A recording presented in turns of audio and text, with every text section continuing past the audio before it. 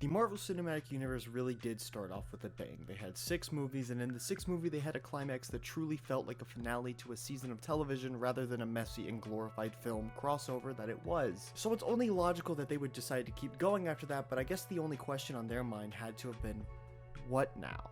Where do we go now? I'll tell you where they go, with the best movie in the entire franchise so far.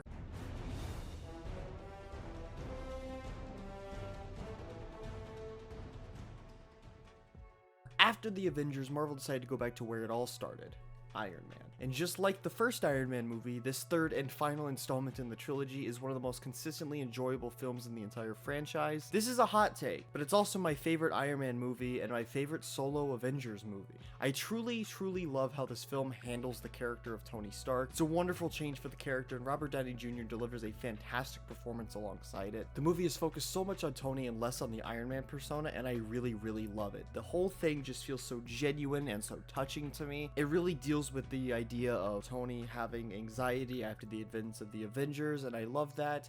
I love how he has to reconcile with everything that's gone on since the first Iron Man movie. It's such an important film to me as someone who also struggles with that kind of thing, so I did really enjoy that. A lot of people hate the Mandarin twist, but I love it. Such a great flip to the script, and I think that it adds a lot to the film. Not to mention the score is also brilliant, and there's some truly fantastic action scenes in the film. I love the climax. I love the scene where Tony saves everyone off of Air Force One. I love everything about that, and I think the only real issues that I may have with the movie is that Aldrich Killian as an actual villain really isn't that good. The original idea of having the character of Maya become the villain probably would have been a bit better, but even then I'm not sure if what they were replacing the Mandarin with would have been too good anyway. But still, the Mandarin twist is really good, and I still love the film as a whole. It's such a personal favorite of mine, and I truly do get why some people may dislike it, but I really don't understand why some people act like it's really bad. I give the movie a 90% or 4.5 stars. It's just a really good movie, and I really love it. Phase 2 just starts off so fantastically, so I think it'll be really awesome to see where it goes next.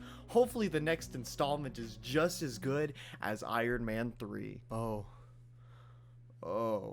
god. Thor: The Dark World is the complete opposite of Iron Man 3.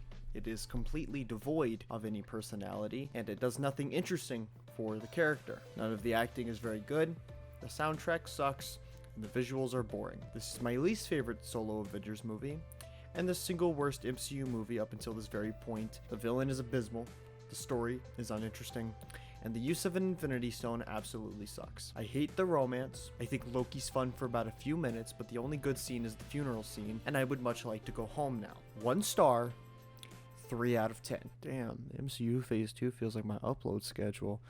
Inconsistent as fuck. Captain America: The Winter Soldier is awesome. It's a kick-ass spy thriller with a terrific twist that flips pretty much the entirety of the Marvel Cinematic Universe on its head. The twist that S.H.I.E.L.D. is actually Hydra is wonderful, and something that I didn't see coming when this film first came out. Granted, I was like 12, so I probably didn't see a lot of things coming, but it was still a very interesting twist, and even looking back on it now at the age that I am, I think that this is still a really dope twist. Also love what it did for the character of Steve. I liked him a lot in Captain America and in the Avengers, but it's this movie that really builds on his character and tells you who he is, and I love that for it. Natasha and Sam are also great and both add to the film a ton, and I really do enjoy everything they do give Nick Fury. Bucky is a pretty solid villain. I love the action scenes so much between him and Steve, and everyone really. All of the action scenes are really good. The Russo brothers do a terrific job of that. I do think there's some problems. It's a bit too long at points and too slow at others, and I think the twist is shown a little too early, and they kick off the main plot too quickly to where I'm just kind of left there sitting around wondering what just happened. But yeah, at the end of the day, it's still a really awesome film. It's easily better than the first Captain America movie,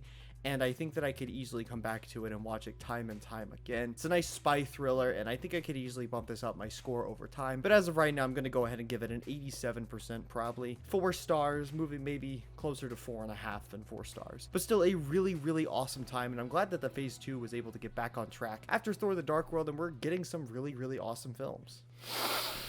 Whew, sorry, I was doing some fucking crap. Guardians of the Galaxy feels like I am on drugs in probably the best way. It is the single most creative thing to come out of the MCU up until this point. While I do think Iron Man 2 and The Winter Soldier definitely have their own vibes to them, and they definitely do feel like their own films, and they have their own voice, Guardians of the Galaxy is the first film where I was like, holy shit, this is somebody's genuine passion. It's bursting with color, genius, it's got hilarious jokes, and tremendous performances. It's set where no other MCU movie has ever been set, in space, and it really feels like it. Feels like this is an exotic sci-fi universe, and I love that. It rarely ever feels like it's human at all. The only thing human about it is Chris Pratt, I guess. The cast is also amazing. Chris Pratt, like I said, he do be feeling human, and I'm not a huge fan of Chris Pratt and anything else, but I like him a lot here. Zoe Saldana is awesome, and I love Dave Bautista and Bradley Cooper. Vin Diesel just says one line, so I guess he's there. I really think the only issue I have with this movie is the villain. He's the worst fucking MCU villain of all time. Most of them are boring, and if they're bad, sometimes I can enjoy the actor, but Ronan's kind of cringe. Like, he actually, like, really cringy. I hate watching him. Please get him off my screen. I don't know what they were thinking. It's bizarre to me that the worst MCU villain is in one of the best MCU movies, but yeah. Overall, though, this is still a really good time, and it has such a funny and enjoyable story, and it's also got some heartfelt moments. I love how it likes to introduce both Thanos and the Infinity Stones, and it never feels like it's forcing that much narrative. There's some bad exposition lines here and there, but I do genuinely think that this movie, when it works, is a really, really awesome time. 87%, 4 stars. Again, closer to probably 4.5 stars. I like this about as much as I do The Winter Soldier. So, remember how 2012's Avengers was a completely mystifying and downright amazing accomplishment? They managed to tie together 5 unrelated films and give them all a conclusion and feel like a season finale of TV? How it crossed over not just characters, but minor plot points and storylines? Yeah, Age of Ultron is none of that. It's also, what's the word I'm looking for? Bad. The movie fumbles so much. And I'm gonna go ahead and talk about some character fumbles that it really does fumble with. First off, it fumbles Tony Stark's character. He stops being Iron Man at the end of Iron Man 3, and now he's just Iron Man again. Which on its own wouldn't really be too big of an issue, but the fact that they never once mentioned that he did stop being Iron Man, and now he's just back being it again. He also blew up all of his suits because he spent so much time making them, and now he has this Iron Legion. He cracks jokes about flying the nuke through the wormhole, even though that gave him massive PTSD in Iron Man 3, and he couldn't even talk about it without seizing up. I just find it hard to believe that this is the same character. Then you have Captain America, who's completely devoid of all personality. Thor, who's also devoid of all personality. Weird romance between Natasha and Hulk, which just blows my mind how they ever thought that was a good idea. Hawkeye has some sort of character here, unlike in the first movie, but it's just kind of pointless, and I don't really care about his family. He does have a cool moment at the end, but then they get rid of it by killing Quicksilver instead. By the way, Quicksilver and Wanda have no reason to be in this whole film. Shield's back too. It makes no sense. Shield collapsed. The film feels like it completely disregards everything that came before it, and unlike, again, the first Avengers, which didn't do that, this one is the worst thing I've ever seen. If Avengers felt like a season finale, this felt like a filler episode that really has no reason to exist because it doesn't push anything forward, like, in the MCU as a whole. Also, there's the scene where Thor gets, like, a history lesson on all the Infinity Stones or whatever, and it literally is just as bad as in Batman vs. Superman when Bruce sees the Flash. There is no difference. You cannot defend that scene and hate this scene, and you cannot hate this scene and defend that scene. There's no, no. Don't stop it. Get some help. I didn't even talk about Ultron, who is just terrible. He's haha goofy and funny, but not in a good way at all. He just has no sense of any character of his own. It feels like if you make Tony Stark a villain, and Tony Stark is annoying in this movie, but imagine Tony Stark in a villain role, that's even more annoying, and I can't. I can't. I don't know what went wrong. The only saving grace of Age of Ultron is that the first 30 minutes are fun, I guess. And there's some okay moments throughout, but this movie really isn't good. And it's another issue like with Thor: The Dark World, where it starts to feel like maybe the MCU is moving on the wrong foot. 2 stars, 4 out of 10, 45% roughly, I guess. Just a complete waste of time. I'm never gonna watch this movie again. Phase 2 still gone? Oh, I didn't see it over there. It's so small.